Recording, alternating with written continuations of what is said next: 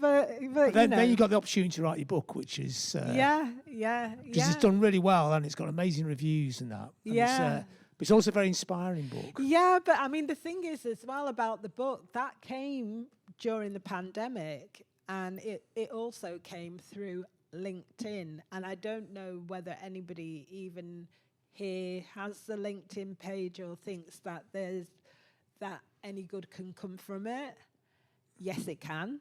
People do see it. People do look at it. People do, so you do have to be very aware that even though you might think you're shouting into the void, you're not. Someone somewhere will see, if you are putting stuff out there regularly that people can resonate to, they will connect with you. And that's what happened with the book. I think it was the second or third month into the pandemic, and I'd started doing streams for the Hacienda, and I was doing a lot of panels with people because it must have been a little bit later than that because it was just after George Floyd had been murdered. And I was doing a lot of panels and talking and interviews with magazines and stuff like that. And the commissioning editor emailed me on LinkedIn and said, "Oh, do you fancy having a Zoom chat with us and we'll talk about it?" And they asked me if I'd ever thought about writing a book. And I had. That's the whole of the reason why I studied English. That's why I went and did my degree.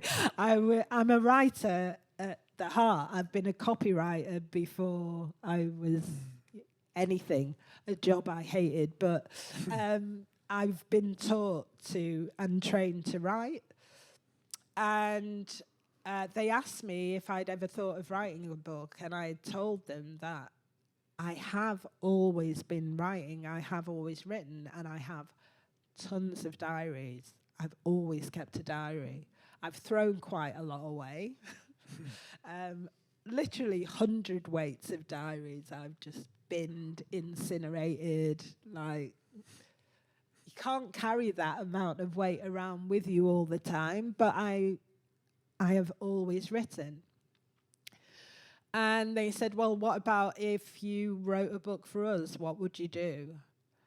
And I bounced a few ideas around, and they said, "Well, go away and have a go and bring us a plan, just one side of A4, and tell us what you want to do." And that's what I did, and that's how this came about. I mean, it's a life story, but it's also... It's a life story, but it's a lot more. Well, it's a lot more than that, because I didn't just want to write a book about me. Well, first of all, because I've not ever had that kind of rock and roll lifestyle. I'm not a fashion icon. I'm not Grace Jones. I'm not, I'm not that kind of person. I love clothes.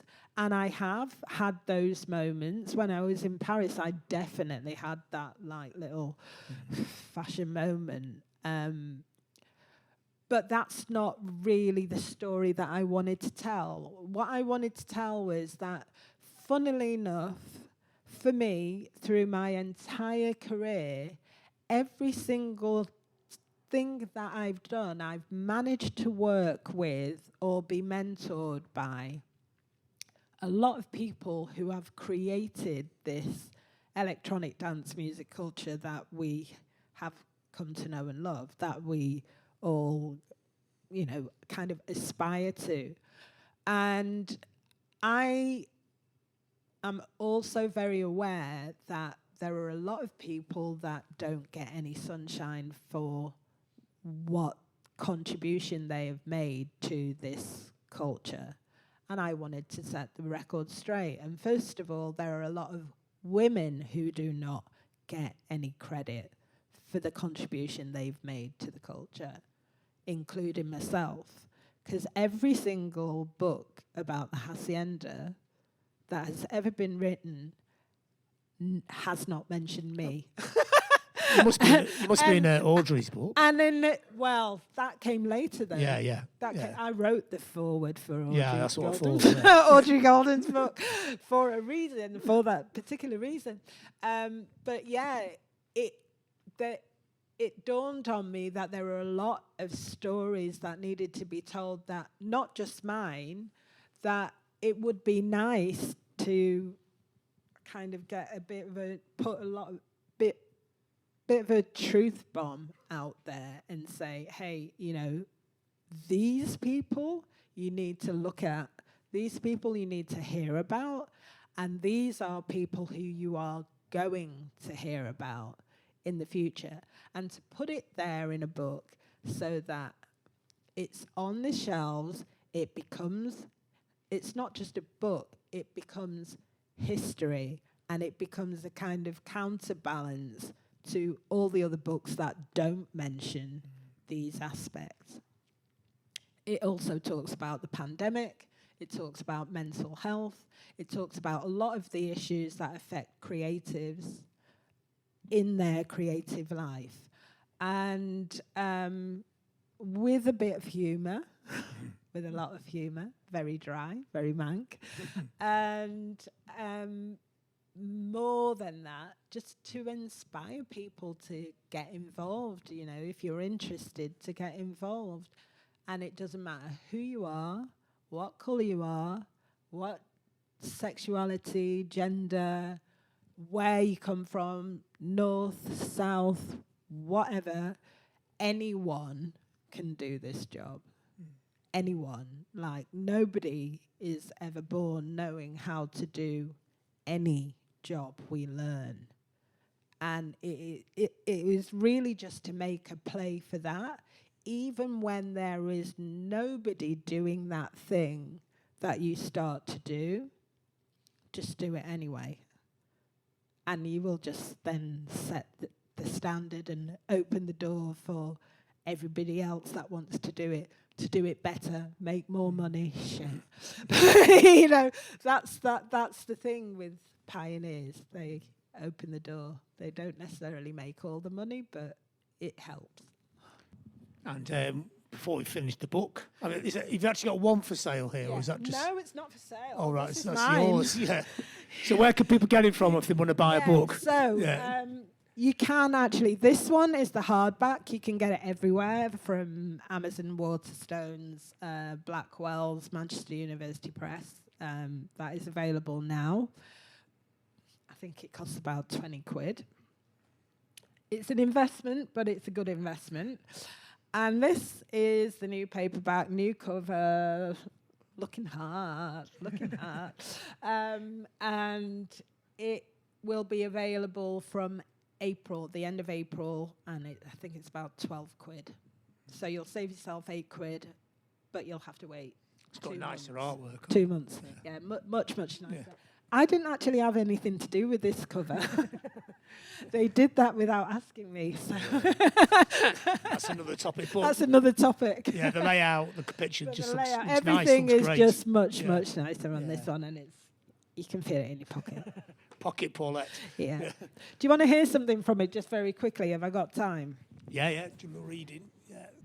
Among the random children's books that I keep on my shelf, you'll find a copy of Roger Hargreaves' Little Miss Star, nestling next to a Gay Pride clack fan and the stuffed Sergei meerkat, who was my only company, besides my plant collection, in the beginning of the 2020 total lockdown. Now, I can't remember whether it was a 2004 London leaving or a 2006 40th birthday and Christmas present, but I do know it was part of a set gifted to me by my dear departed friend Colin Hines, R.I.P. Lentil. Now, he altered the title page with a little dedication that reads like this. Paulette is Little Miss Star by Roger Hargreaves. You know it. Love, Colin. Little Miss Star is a thrilling page-turner. I've read it so many times that it's dog-eared, and it always delivers. Little Miss Star, the main protagonist, is driven by ambition and desire, powered by courage, daring, and creativity to break out of her humdrum life and realize her dreams. Now, while I've never rabidly wanted to be as famous as she does, her instincts and self-belief are on a par with my own. I've always believed that I would write a book about my life. So did Colin.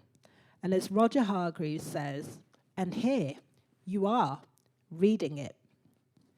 It won't have fast-tracked my entry to VIP rooms, first-class lounges, or any club for that matter, and it probably hasn't raised my position in the DJ rankings either.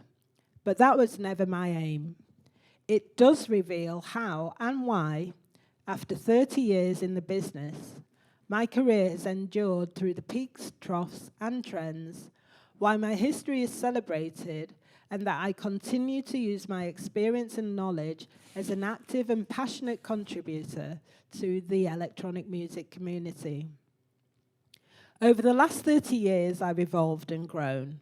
I've won awards, earned seats at various tables, and have secured name checks in the books, music Bibles, and the revisions of Bibles that matter. My love and passion for music and DJing remains obsessive, undaunted, inquisitive, and enthusiastic. My DJ diary is full of important headline gigs. I'm broadcasting, mentoring and teaching, motivating others to do the same. Reaching our full potential is the journey, and finding our purpose is the goal. There is no time limit. Life goes on, and my her story continues.